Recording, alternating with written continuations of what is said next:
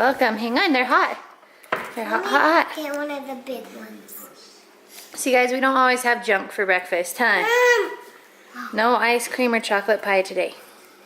Thanks, Mom. You're welcome, sweetheart. You're welcome. Are they yummy?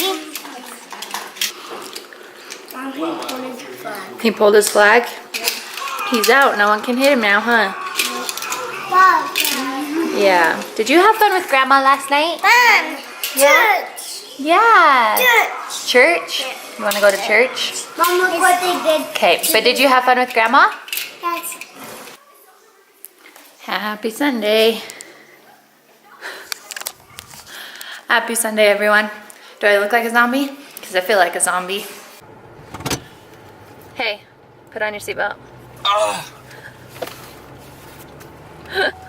Are you feeling like a zombie today too?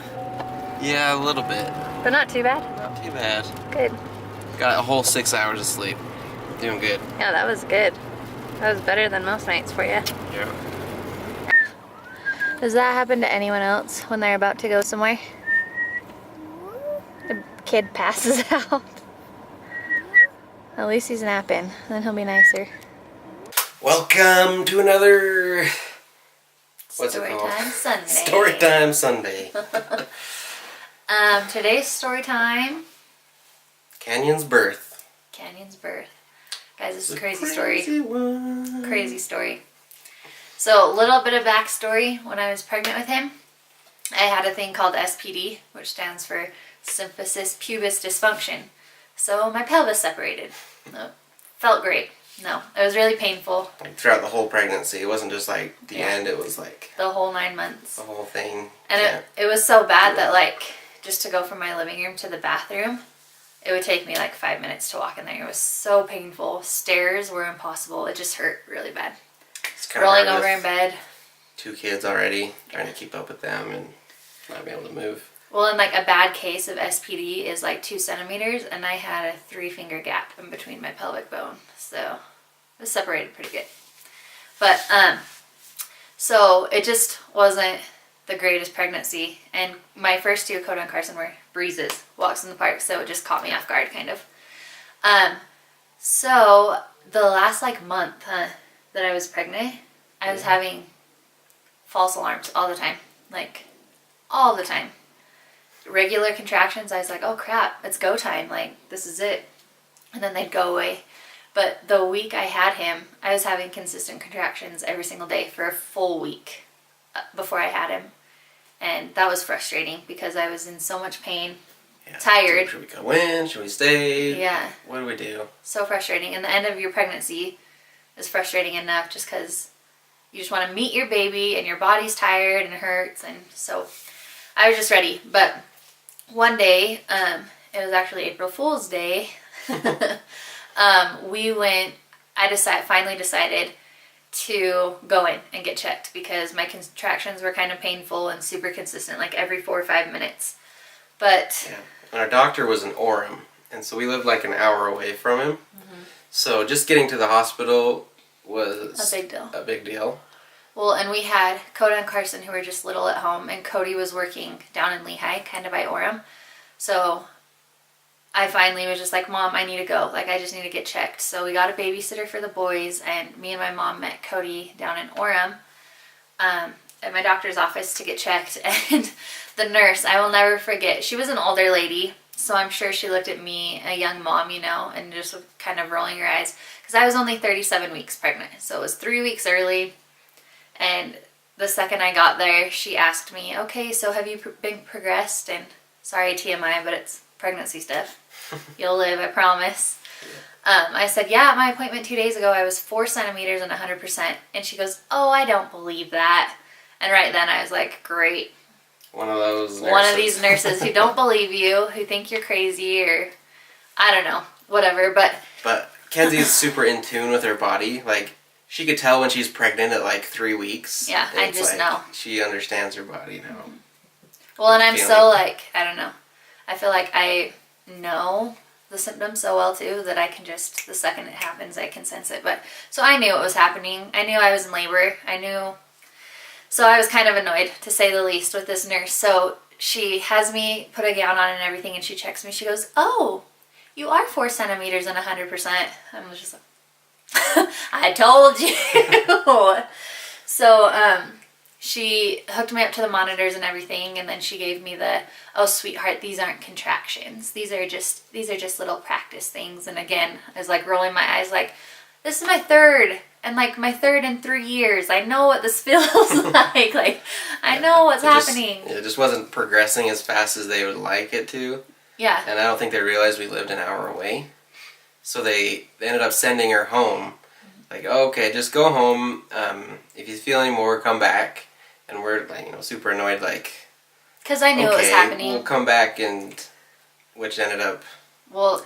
Yeah, so we went, me, Cody, and my mom, we went and walked around a few stores in Orem, just trying to see if me walking would progress anything, because like he said, it's a long drive. We don't want to come home and have to race clear back down the canyon. And so we come home and whatever, but we went to bed that night, and right when we got into bed, it was like 10:30, I started getting like super bad, what felt like gas pains. And so I just kept going to the bathroom. And this was happening for like 10, 11, 12. This was happening for like 4 hours straight of me just thinking it was like gas pains, which again, sorry TMI, but that's what happened. And I didn't really think anything of it, but they started getting really painful. And I think it was about like after 3.5 hours that I was like, holy crap, these are contractions. And it's what I had been waiting for, because I've been having consistent contractions, like I said, but they weren't like, oh my gosh, this hurts. They were just annoying. Yeah, and at this point, like, I woke up and... No, not yet. Let me get there. I'm not there yet. I'm not there yet. So, I specifically remember being in the bathroom, and it just hit me, like, holy crap, these are contractions, because they were coming in waves, and they were coming, like, in regular intervals. But the only reason I didn't know, like, immediately that they were contractions is because... they were all in my lower back and butt. Sorry, again. Don't apologize. So that's where they were. So I don't know. It just felt like I really needed to go to the bathroom. That's what it felt like. That's what it felt like. So finally, like, and I don't know, with all of our babies, I guess Coda was the only other one I'd gone into labor with. I kind of try to labor on my own as much as I can before I wake him up, because... like, let him get sleep. Might as well. So he was asleep in bed, and I went in, and I was just on my knees on the side of the bed with, like, my head resting on the bed, because they were painful at this point, like, trying hard to breathe through them, painful. And he woke up. He must have heard me in pain. And I could tell it was different than before. Yeah. I was like, okay, yeah, let's go. And, like, she was still kind of on the fence. Like, I was on the fence should I because go? I was like... it just happened that they sent her home. If you didn't want that to happen again, but... That's the most frustrating feeling, being sent home. I could tell she was in a lot of pain. I'm like, let's go right now. Yeah, but so this was 2 o'clock in the morning, and I'm like, awesome, I'm going to have to wake my family up, who all have school and work in the morning, because we have Coda and Carson at home. Someone needs to come here and sleep with them, and obviously my parents want to come to the birth and everything, so I just didn't want it to be another false alarm, and I didn't want to be sent home. But from the time he woke up to the time we got in our car, which was literally 10 minutes, like, fast, because... they started hurting really fast. It went from like, oh, this hurts, to I had my face in the back of the seat, like... Yeah, she on the way there, she I couldn't sit in my normally. seat. No, I had to turn around, and I was kneeling on my seat with my face in the back of the seat. Just show him. Show him how I was like this. Holding on to the seat. Yeah, she could not sit normally. Sorry, everyone, but I might have said some not great words into the seat, but I seriously... yeah, I felt like I was dying. And I think the worst part was how fast it came on. Because it went from like, oh, this kind of hurts, to holy crap, I'm about to die. Yeah, like, that fast. At this point, we had some decisions to make. We were like, do we chance it and go to Orem, risk having the baby in the car? Or do we just go to Park City, which was 15 minutes away instead of an hour away? Yeah. So we decided... well, and he even said, we can head towards Orem, and there's the Heber Hospital, but it's a little farther than the Park City Hospital. So he said, should we just do that? Because if we can't make it to Orem, we can stop at Heber. And something just told me, I'm like, no, we need to go to Park City. Like, and we need to now. And we had called my mom, and she was bringing my little brother over to sleep, because Coda and Carson, like I said, were asleep. and this Yeah, is we didn't even awful. wait for him. No, this is awful, but it got so serious so fast that I was like, we cannot wait. So Cody and I took off. Coda and Carson were home alone in the middle of the night for like 10 minutes. And we're super glad we did that because Cody... Okay, so we live, what, like 12 minutes from the Park City Hospital? Pretty much, yeah. Like 12 minutes from the Park City Hospital, and Cody was hauling butt. Like, because I was freaking out. One of those times you can speed and it's okay. Yeah, so he's hauling butt there. And guys, holy crap. I wish, like, I don't know, I wish I could just explain how I was feeling because baby was coming. Like, he was coming right then. Okay, so here's the funny part. So we pull into the Park City Hospital, and we've never really been there before. No, like I've never been seen So there. we pull up, just go to the front of the hospital, and I drop her off. I'm like, hey, I'll go park. You just try to get in there. So I walk up to the doors, guys. I'm like I told you, they're coming every 30 seconds at this point. So I'm like holding my stomach, waddling in. You'll have to see a picture. I was massive. Waddling up to the front door, and I grab the handles, and it's locked. And I see a sign that says, use emergency room exit around the back. And right as I read that, another huge one came on, and I literally fell to the cement on my hands and knees, and it's snowing, you guys. I'm in like shorts and a t-shirt, snowing on my hands and knees on the cement, having the worst contraction of my life. Yeah, and then she starts calling me, and so I'm like, oh. Calling you? No, I screamed. Oh. I was like, babe! Yeah. Across the parking lot. I'm like, it's locked, come get me! So he came and grabbed me, and again, hauling butt around the back of the hospital. And again, he dropped me off, and he went to park. I go waddling into the emergency room, and the lady at the desk in the emergency room is like this. Sound asleep. Sound asleep! And so I was like, you've got to be kidding me. Right as I get up to the desk, another contraction. So I must have made noise because I was in pain, because she sat right up and she started being frantic. And I was like, all I could get out was, I'm having a baby right now. So she got on the phone with someone, and someone came around with a wheelchair. They could tell how serious it was. She didn't want to use the wheelchair because it was too painful to sit. Because the contractions were all in my lower back and butt, like I said. So sitting was the worst. That's why I didn't sit in the car. So I was like, no, I don't need a wheelchair. But I was moving like a snail trying to walk because baby was coming. Her. I'm like, you need to sit. But they put me in a wheelchair, and then I was like this in the wheelchair. Like I had to keep my butt and back straight. I know this is so awkward, but this really happened. So they're pushing me through the hospital in this wheelchair, and I am dying. They wheel me into this labor and delivery room. And the nurse, she has no idea how serious it is. She's like, hi, okay, now what's your full name and where have you been receiving prenatal care? And I'm just like, no, like we don't have time for any of this. And she wasn't really like that. She was super polite. He says I was really polite, which I'm thankful. Pause. 1 second. Go watch your show, okay? We'll be right out. We'll be right out, okay? Got a baby and here's the boy that was causing me all this pain. Come here, can I knee? Hi, dude. Do you want to come sit by me? Come here. Want it off? Yeah. Okay. That's what I'm thankful for, though, because this whole time, This is the dude. I think because I was in so much pain that I felt so frazzled in my brain. But Cody says I must have internalized it because he said I was super calm and polite, which, thank you. I didn't want to be mean to anyone. But, so I looked at Cody. He wants out now. He just wanted to check it off. Go. So the nurse is trying to ask me all these questions, and enter him into the computer. And I looked at Cody and I just said, take off my pants now. And luckily my mom had pulled in right behind us. She must have been freaking race car driving it too, because I don't know how she got there that fast. And so Cody just listened to me, the poor guy. He just pulled my pants off. And I asked the nurse, I said, I need to sit on the toilet. And they were like, no, you cannot sit on the toilet. Because I still really felt like I might. She thought she was going to crap her pants. Ugh, which was funny because she was telling me we had talked about it. Like, all these moms, like, thinking they're going to poo their pants and have their baby in the bathroom. And she thought it was so funny.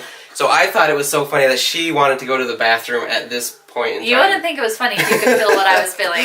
I thought it was pretty funny. I'm like, so, no, you will not go into the bathroom. So she's like, I need to. I'm like, nope. They told me I couldn't go to the bathroom, so I was like, whatever. It's just going to happen on this bed, and you're all going to have to deal with it, I guess. But that's just what I was thinking. So they had me lay on the bed. I'm just in my t-shirt and no bottoms, and she's still trying to ask me questions. And finally I was like, I have to push. And I don't know, like for all you women who've had a baby naturally, I don't know if this is how it normally happens. I'm assuming it is. But I had no say in the matter. The nurse yelled at me. She's like, no, don't push. There's no doctor and you'll rip. And I had no choice. Like, ask Cody. My whole body would fold in half like this with each contraction, and it was just pushing him out on like its own. I wasn't doing anything. And so, like 2 pushes and he's out. And from the time we parked our car at the hospital to the time Canyon was laying in the incubator, 6 minutes, you guys. 6 minutes. Like, can you imagine if we started heading for Heber or Orem? It would have been bad. Like, I seriously, and this is the other thing, I was so frazzled. Again, I internalized it all, which I'm thankful for because I didn't want to scare my husband or my mom. But I was so frazzled and scared just thinking like, oh my heck, this is happening too quick. Like, this hurts so bad. I don't know if I can do this. That they had to put oxygen on me because I was about to pass out. So I'm like, if this would have happened in the car, I for sure would have passed She kept out. saying, I can't do this, I can't do this. And guess what he said? You have to. You don't have a choice. Like, it's happening. You're going to do this. You got to do it. No, it was good. But so I did that, and I felt so bad because with Dakota and Carson, like full epidural, I'm not feeling anything, you know. So when they came out, I was fully focused on them. With Canyon, it was such a chaotic, crazy situation that when they took him away, like me and Cody just looked at each other. There was no tears like with the other kids. We just looked at each other like, wow, what the freak just happened? And I think we were in shock for a few hours after because like even when people were visiting, I was just quick. like, I was waiting for like Dakota, which took like 26 hours or something, and just, you know, to be able to just go and wait forever, a full day.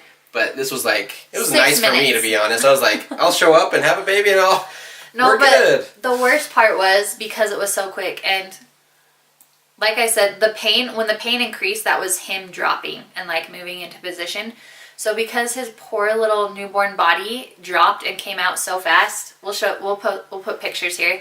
He was so beat up and bruised, guys. Like 2 black eyes, his eyelids were all swollen and bruised, and he had bruises all over his little like newborn body. It was so sad, and I felt awful. But that's how Canyon came into this world. And the doctor, there wasn't even a doctor there until like a half hour after he was born.